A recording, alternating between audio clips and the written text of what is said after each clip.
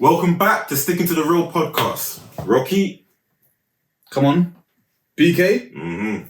Well, today we're going to talk on some topics, and it's mainly around like war and how you can kind of correlate them with life. So the first one here we got is life is often compared to war because both involve challenges, competition, and strategic thinking.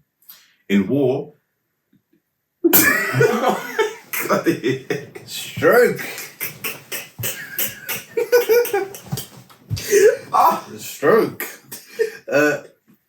Basically, why is life and war correlated? So we put down that life is often compared to war because both involve challenges, competition, and strategic thinking.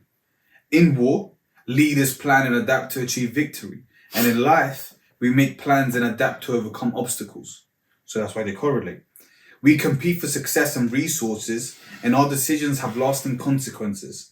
Exploring these parallels helps us learn valuable lessons from war and apply them to our own lives.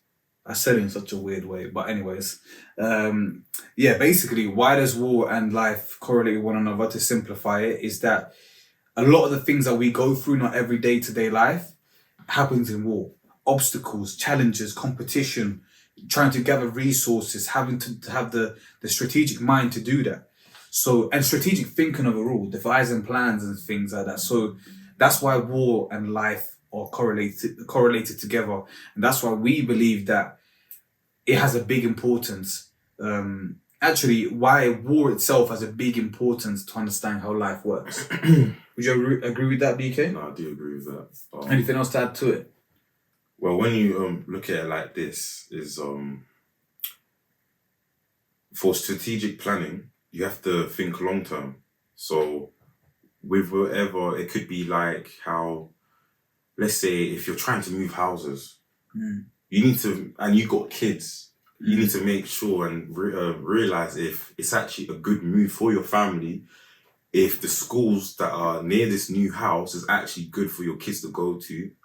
Another thing is if, what about the time travel? Let's say if where you would have to work, you would also have to be strategic about that as well. So really,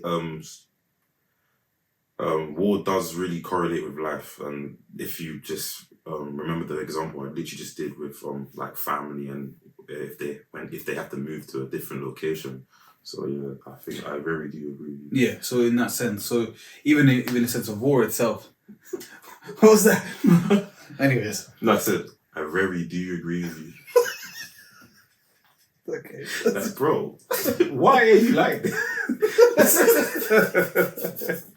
Okay, anyway, yeah, so war, it's interesting. Yeah, so, exactly. So war itself is interesting because war is the ultimate. So if you think of leadership, before we jump on, very quick, you think of leadership as well.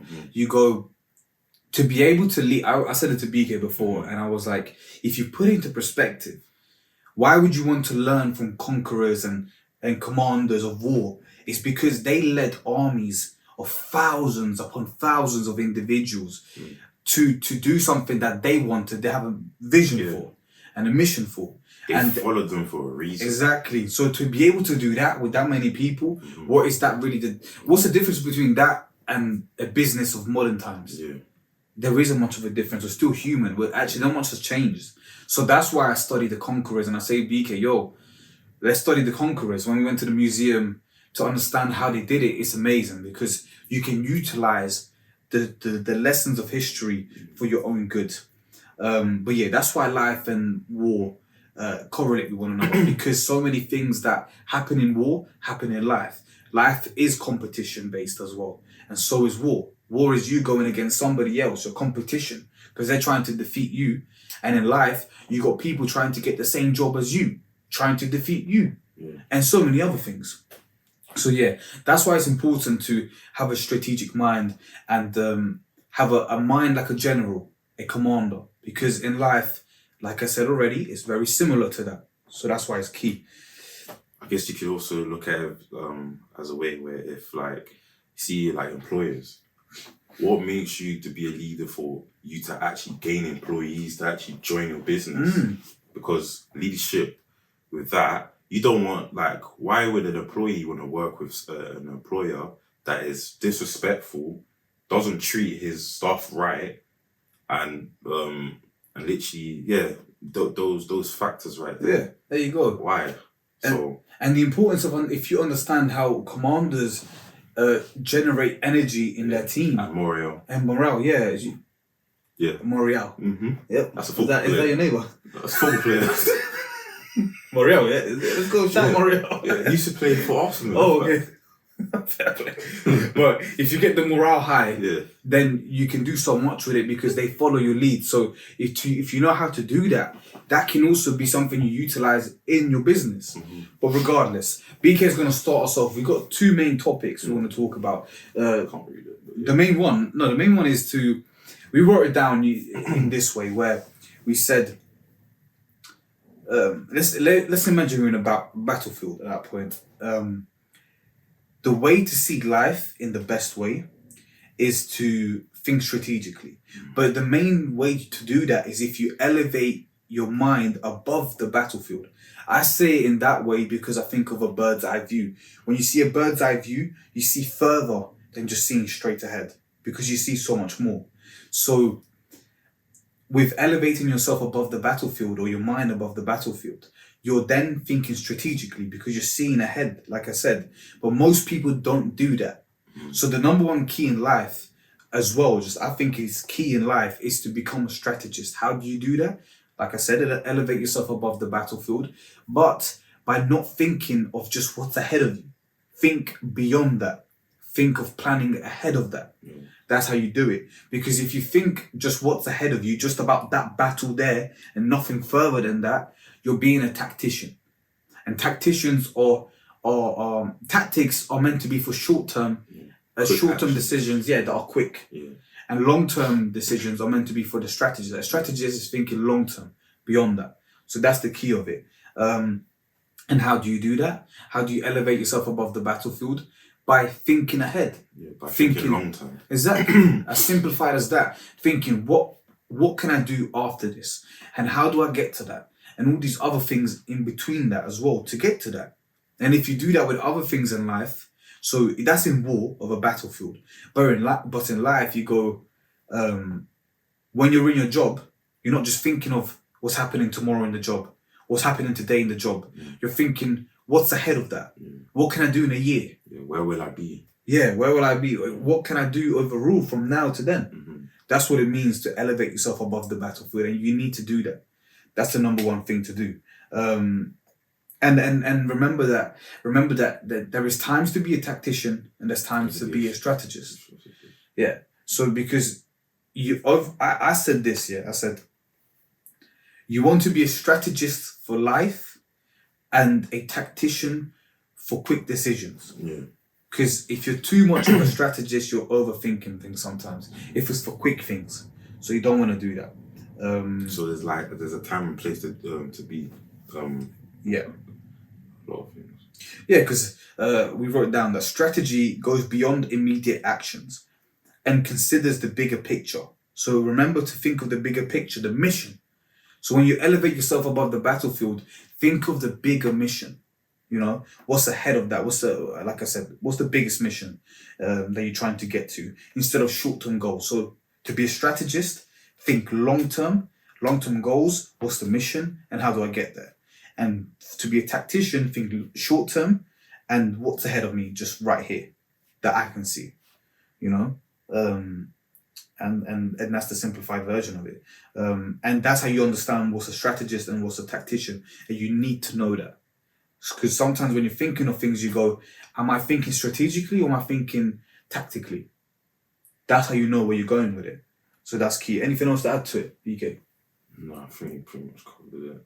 I mean, like, I would probably say, as an example of, like, us not playing Warzone, right? So, you know, when you launch back in, you're a parachute guy, you're telling us where the enemy is, which section they are at. Yeah. So, for example, BK saying Warzone, right? Because we play Warzone. Shout out to Big X Dice on Twitch. You got to follow him, watch him. Too funny guy. Yeah, and he's got a personality that's like Actual Speed, original. Watch him. But anyways, basically saying even in the battlefield, let's say Warzone of a game to simplify it, is if someone's landing in from above, bird's eye view, you get to see if there was an enemy coming from the left, an enemy coming from the right.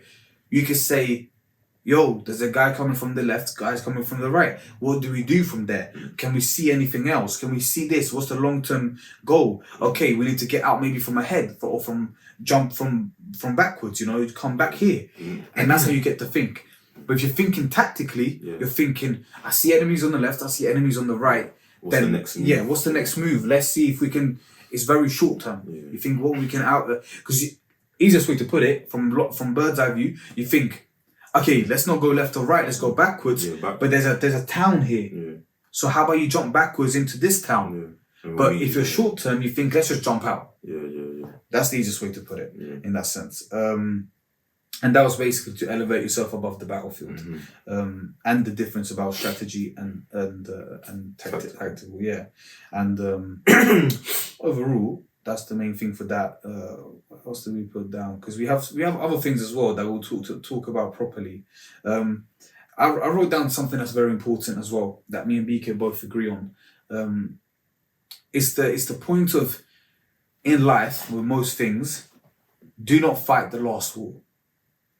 And what I mean by that is basically when you're going through something, don't be stuck on what happened before. Because that's what we all do. Just because, and the thing is, here's the important thing I put down, right? Do not fight the last war. And BK will tell you why as well. We'll give an example of Napoleon. Even Alexander the Great, all these people, but Napoleon mainly, of why. The reason, like I said, is because if you think too much of the last war, you get stuck. And then you created a limitation because if, for example, mentally, if you think too much about the last war, it keeps you stuck and afraid if it didn't work out like you wanted.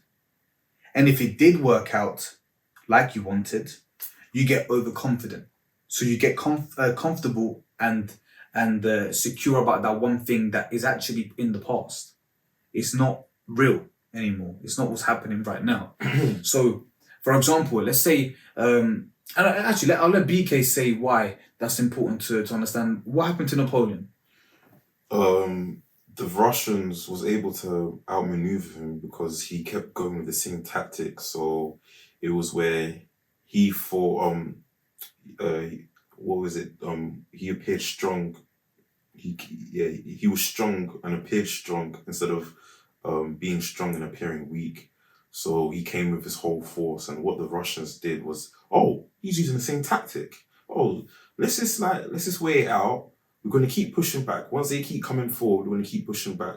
So each time they pushed back, they went back near to their supplies, and what happened was the French army got pretty blasted up to bits because they fell into the trap. And Rocky was saying to me another war that happened with Napoleon was that it was with the British. Yeah, the British. And even the British was like, they realized, it's just the same tactics that he used before. So it was very predictable. And what happened? He lost that battle as well. So it's just a thing where it's like, you need to elevate yourself and try new things. Otherwise, you're a predictable one. And you always get outmaneuvered by someone else. There you go. Exactly. As BK said, that's correct. So with Napoleon, he kind of, funny enough, actually, before we even say anything, BK said a very good quote that is basically paraphrased from Sun Tzu, which is, when you're strong, appear weak. Yeah. And then when you're weak, appear strong. Exactly. And I'll say it again so you understand, because it's a very good principle. We'll talk about this further on the next episode probably, because we'll keep this short and sweet for you. When you're so with war, especially, it's about deceiving. Because if you're too much one thing, so for yourself, you should be realistic. Be realistic about things, what's happening. But for the opponent, you want to deceive. Yeah, create an illusion. Exactly. You want to create an illusion. That's how you win, right?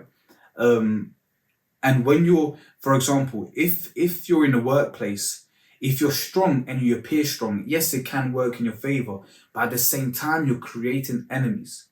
In politics, you're creating enemies. But if you're strong, you should appear weak.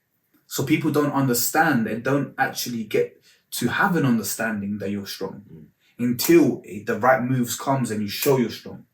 That's what it means. You're playing the wolf, to the lion. You're understanding the dynamics of it. We'll go further with this another time. And when you're weak, you want to appear strong, because then people don't know what you are, because that's the biggest thing about it. You want to have in life, you don't want to be predictable all the time. You want to have an air of unpredictability so that you can move forward, with more power. So that's the biggest thing as well. About it. So that's something that VK said, and we'll go further on with it later on. But going back to why you should not fight the last war. Do not think of the last war and fight that way, because first of all, like I said, it keeps you stuck. But also to overcome that, forget even that. To overcome that, you have to think of why Napoleon was able to do it until the end of it, and why Alexander the Great, who won all his battles, was able to do it. So why? Because they never fought linear. They always were like children. And children don't have limitations. They're free of limitations. We said it before, how like a child will jump off like the ledge or whatever. Yeah, because they don't have any fears of that. And so the number one thing you should do is forget what happened in the past. Like whatever happened. If you took a loss, it happened. Forget about it. It happened. It's not what happened today, it happened before. And the past is an illusion really in our minds as well. And what we think of the past, because it's not true. It's happened, right? So forget about what happened in the past and adapt to the present. Adapt to what's going on right now and what's coming ahead. And if you keep doing that, you're like it's like you're molding the clay in your mind. You're shaping it in different ways so that you're adapting to it. You're never stuck, and that's how you get further from it. And that's how Napoleon did it. And like I said, Alexander the Great. And also, you should be confident to try new things. That's the number one thing. So like we talked, listen to the first episode, we talked about fear, what are limitations, how to be confident. But in this, we talk about why you should be confident is to try new things. And be confident to try new things, right? Never repeat the same things over and over. Because if you do, and like I said before, if you were stuck and afraid the first time, you'll be stuck and afraid again, because you'll be stuck thinking about that. And if it worked out properly, then you're stuck thinking that you will win again, like Napoleon tried to do, and he failed. So make sure that's in war itself, but make sure in life, when you take a win, you've now won, right? It could be from a project you've done, a marketing scheme. You've done a marketing scheme and it worked out this time. Don't think because it worked out before, it's going to work out again. No, you got to do it differently. Attack it Adapt. at a different angle. So like a child will think, how can I do this differently? How can I try it? So do not get caught up into the same cycle over and over again. That's the number one thing. So I think it's also like ego. Don't let your ego get over you.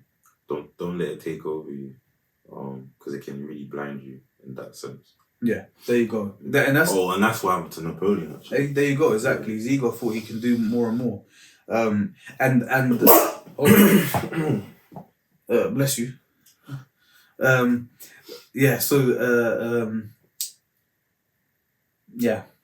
think I've lost my mind now. But Alexander the Great. Also, he had a mentor, which was Aristotle. And Aristotle said something that was very interesting. He said, life, it's a philosophical, but it makes sense. Bless you. Thank you. Life is movement. Remember that. Life is movement. Meaning that life itself is movement. So you should adapt to things that are happening. It's never stuck. So if you fight the last war every time, what it means by that is fighting the last war means that you're stuck in your mind and you're going to the same scenario again, like I said. Mm-hmm. So that's why it's so important to adapt. Because if you're a doctor and you're doing the same thing over and over, but there's new medicine, there's new trials, there's new information, you're stuck doing the same thing, how are you a good doctor still? And how are you going to treat the patient in a better way? You're not. You're going to lose. It's like if a new illness comes and you can't do the same things that you've been taught of, you got to study it and then try and tackle it. Exactly. That's why it's so important. So, as we said before, the 3 things we just said. So, clarifying, war is life. I mean, it correlates very well with life, and life correlates very, very well with war because of competition, resources, you're dealing with people, all these other things. So, you've got to understand that. Second of all, elevate your mind and yourself above the battlefield. See long term, don't see short term all the time. Know when to play each, but mainly for life, elevate yourself above the battlefield in the long term.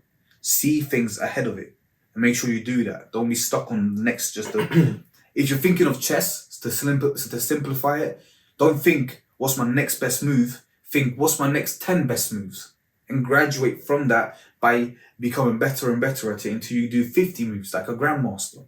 That's what they do. That's how they win. You know? And actually, we'll get onto this next time. Or let's see what BK says as well. I was just going to say about that it's your fault if something goes wrong. It's your strategy. It wasn't that your opponent was the best. It could be that you did something wrong. And that's how you should see it, that you dictate your life. In that sense, because you could get given a normal life, but your choices of you, if you fought strategically like war and you allowed yourself to be more logical, you get there. And also, I was going to say, we were talking about earlier on, not in this podcast, but about the importance of being logical more than emotional.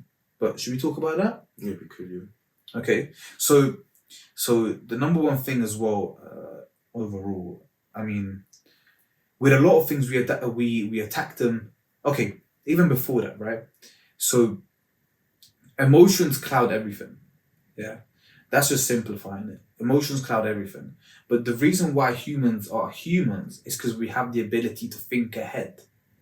But because of our emotions, we don't do that. So we need to get into that state of being able to have a presence of mind amongst when the turmoil is happening, or in between that turmoil, right? And how do you get a presence of mind? You know, meaning that you're present in your mind, you're thinking, you're able to think through things. How do you get to that? By first calming yourself. Yeah, calming yourself. But what can you do to calm yourself? What's one simple thing you can do? Thinking about something that you do regularly that is like you're used to. You could do that, exactly. So do you want to say? Or do you want to say about that? I could say as an example, what makes me calm is there's a beach in the Caribbean. I can just hear the waves just flowing around in it. What's that quote that Bruce Lee said? When your mind lies water. Yeah, something water. Yeah, something water. Something water. Yeah, let your mind run like water. Make it calm. Because when you hear a water in a river or a lake, it's quite calm. Exactly. Yeah. But to clarify what BK is saying though, do something that you're used to doing, that's small, that you're used to doing, that calms you because you're so used to doing it, it's not a big deal. For me, like what BK is saying for him would be to go to the beach, maybe even play in the water itself, something you can do simply because it calms you down before the turmoil is around the corner and coming towards you. And the war itself is coming towards you. For me, I could say anything like chess. If I play chess for 2 minutes, and actually this is what you should do, right? Do something that, like I said, is simple and will calm your mind. There's a story behind it. We'll say it next time. We'll keep this short and sweet. Basically, once you do that simple thing, it calms you down, as BK said and I said, and you're in a flow state. Because you've done it so many times, it just allows you to go into the next thing calm and relaxed. And that's what you should do. So for me, like I said, I'll play chess, for example, or it could be anything. It could be you iron, or even for someone else, it could be ironing their clothes. Because you've done this so many times, you're comfortable doing it, you're confident. You can do it all the time. So now that you're comfortable and confident based on that one tiny thing, you can utilize that emotional standpoint and that vibe, that demeanor you've now just brought to yourself onto the bigger task. That's what you should do. That's what I would say, that, right? Mhm. So at that point, and also, how do you get presence of mind? Is also by doing the tough things. Just doing something that's tough, adversity. Experience it. Yeah. By constantly putting yourself in a position where it's going to be a bit tough. You can't read a book about it. You have to just do it. You know, how do you get... It's like, I was going to say Floyd Mayweather. Like, because he's very calm and relaxed. Why? Because he's been doing it for so long.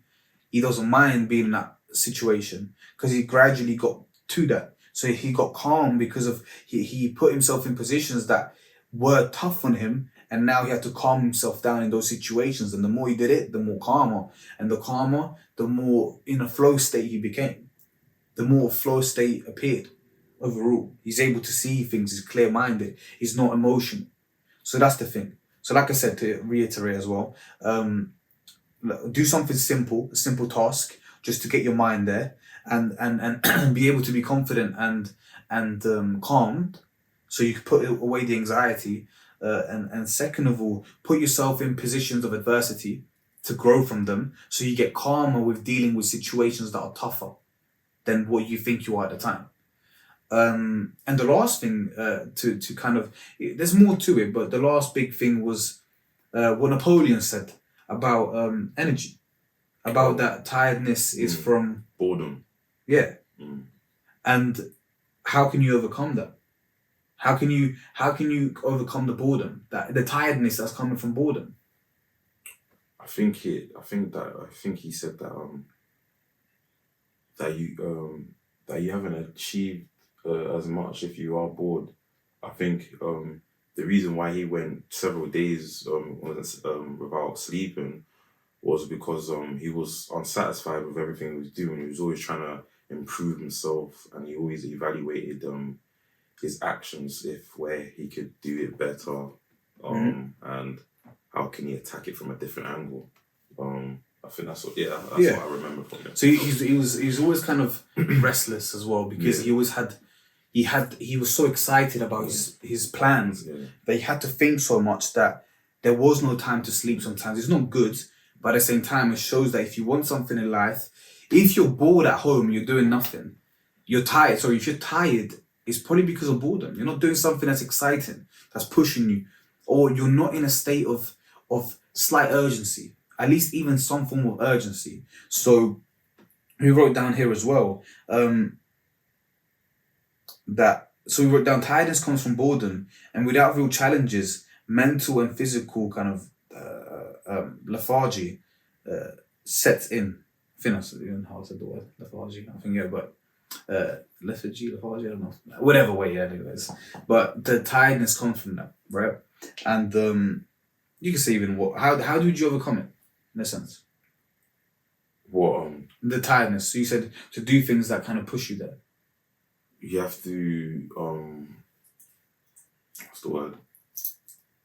You have to know what you want, like your specific goal. What really makes you wanna wake up and go for it, really. Like for an example, who could I say? Oh, Jugga J, innit?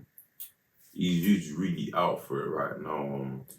He don't get bored. He's like, the only reason he's tired because he just works hard, innit? So he's trying to do his marketing and the podcast. So he's just seen those visions in his head, and he's like, yeah, I'm gonna go for it. So yeah, it's true. That's why he's not tired. I admire that a lot. And shout out to Jigga J, the JCY podcast. The journey continues yearly. Check him out. Check the podcast out. Anyways, you'll see more of that soon enough as well. So the best way to overcome the tiredness from boredom we put down and I took this from Napoleon, which you can utilize in your everyday life, is to take on the right risks, because they heighten your energy.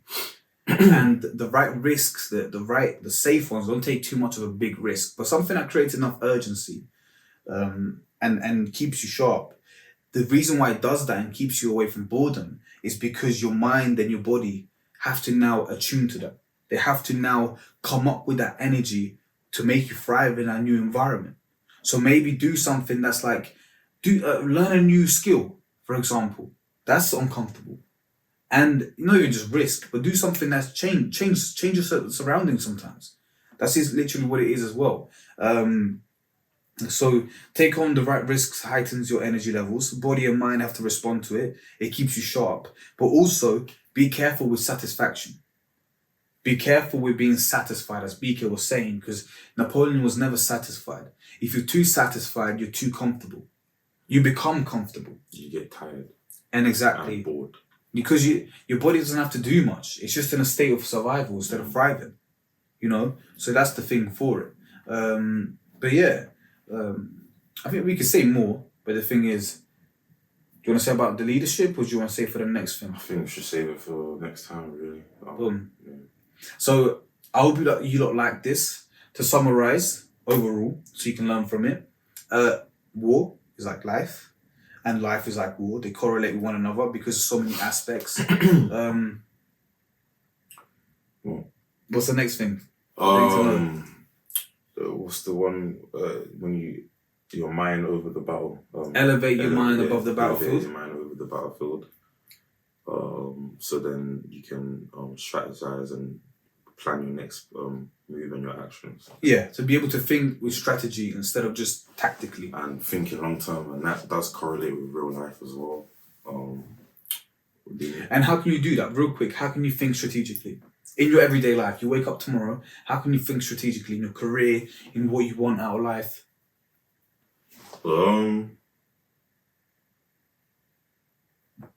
How would you do it? I would clarify what I want. I would think I wouldn't think of, I'm just going to go to work today, finish my tasks, No, I would go, what do I want in this workplace? What can I achieve in this year? So I'll clarify the goal, who I want, what I visualize. What's the next role you can go for? Yeah, what's the next role? What's the next big thing that I can do in a year, in 2 years, whatever, or in 6 months or in 3 months? You know, strategize it, mainly in the long term, because then you have building blocks along the way. So clarify what you want and then build a strategy towards that. Think simplistically, long term. What's the next long term thing I can get? And think of that. That's how you think strategically, and that's how you wake up tomorrow and you think, don't just think, who can I be tomorrow? Who can I be in 2 months? Think of who can I be in this by the end of this year. That's the thing you think about. Tactically is for short term. Like I said before, I think tactically is more like for a day-to-day basis. Yeah, day-to-day in the battle. Yeah, in the battle. You're in the battle every day. Yeah. But if you want to win a war, you got to think strategically. Think past that. Yeah. Think past tomorrow. Yeah. That's the easiest way to put it. Long term. And think of that. Yeah, exactly. Think of that. And then the last thing was to mainly, even like about tiredness and boredom, but the last one we said mainly was about do not fight the last war. Make sure whatever you do, if it's, I know a couple of osteopaths, right? Don't be thinking all the time, how can I treat the person the same way? The same way. It doesn't mean it's going to work out. Because every individual is different. Yeah. So you have to adapt to that person. Always think like a child, in a sense of be a bit like a child. Think no limitations. You're free. You're free to try things. You feel like that. So that's what I would say to do mainly. Yeah. So think like a child to some extent as well. And like clay, mold yourself to different scenarios, to different situations at that point. And yeah, that's the main thing. I'm just trying to think as well if I've missed anything in that sense. No, yeah. And remember, Aristotle, what he said, life is a movement. Yeah, life is movement. Yeah. Life is constant movement. So that's the main thing. So when you're fighting the last war, you either, if you won, you're overconfident most likely, and if you've lost, you're stuck. Because now you might think you lose again. Because you'll think of the anxiety from before. And then if not, you're thinking of the arrogance of what you did before because you won. So do not fight the last war.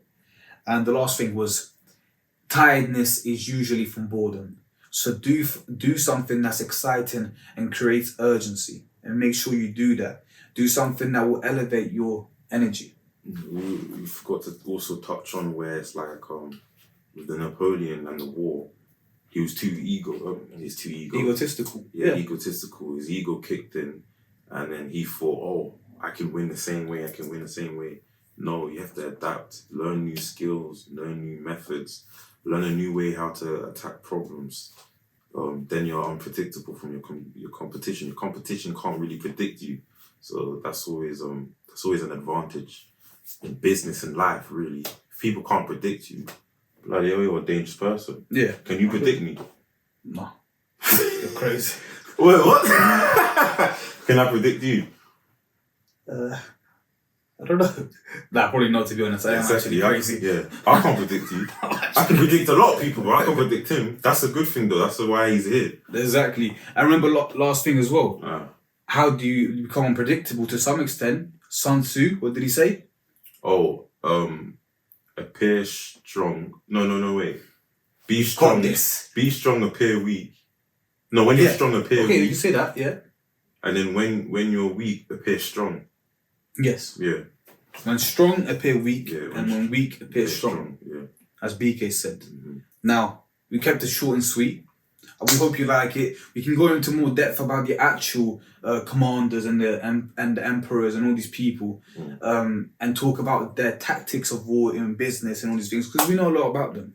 We just wanted to keep it short and sweet with things that tangible things you can utilize immediately, you know, and that's the main thing. So, like, subscribe. Hope you enjoy. Also, check out the first episode. Check out all the random stuff. JCY podcast, Big X Dice, Nightmare. I forgot he changed his name. Yeah, changed his name, but it's Nightmare on YouTube. Maverick with Books. Maverick with Books as well. Yeah. Whiskey LB. Our older brother. Yeah, and I'm thinking who else? What I don't know. You said Big X Dice? Yeah, you said Big X Dice. Yeah. Oh, the City Boys. Yeah. I modelled in it, so yeah, go check it out. Oh, yeah, he did. He's the model. Yeah. The model. My boy owns it, so go check it out, see if you like it and that. So yeah, like and subscribe. Hope you enjoy it. And remember, in life, be confident. Try new things. You got this. And don't worry, we've got the next thing coming along. So be in tune with that. Share as much as you can. And yeah, hopefully you like it. Let us know. Yeah. You get me? Be on a journey with us. You're sticking to the real. Also, if you got any ideas, any other topics, come on, let us know. Put it in the comments. Yeah. Yeah, man. We said it on the last one. I won't go ahead with it. But if you listen to the last podcast, it's at the end. But the main strategy to remember is attack first and then strategize. Yes. Yeah. Like Napoleon said, attack first and then strategize. Very briefly, why? Otherwise, you'll just be sitting there the whole time. There's a story where this person took 4 years just to do one thing that took him 1 day. 1 day. It took him 4 years to do one thing in 1 day. And why? Procrastination. He just kept pushing it away. Over-analyzing. Yeah, over-analyzing. Because if overthinking. Exactly. Because if you over-analyze, you paralyze yourself. So the best thing in life sometimes is just to put your foot forward, your front foot forward, whatever foot, put 1 foot forward and then see where it's headed. Just by the feel of it. So attack first and then strategize. We can go more in depth about it, but next time we will, and we'll go into depth. It's into depth about it. It's one of the best strategies you can use in life because it will bring you further than everybody. When everybody else is procrastinating by over-analyzing, over-perfectionism, then you go, well, I put my foot forward and I attacked it first, and then now I know where to go with it. And remember, if you attack first and then strategize, you allow them momentum to bring you forward, you know? And that's the main thing. So yeah, and that gives you also a presence of mind when you're going through it. So yeah. Anyways, this is Sticking to the Real. Rocky. BK. And we're with you. Peace out. Peace out.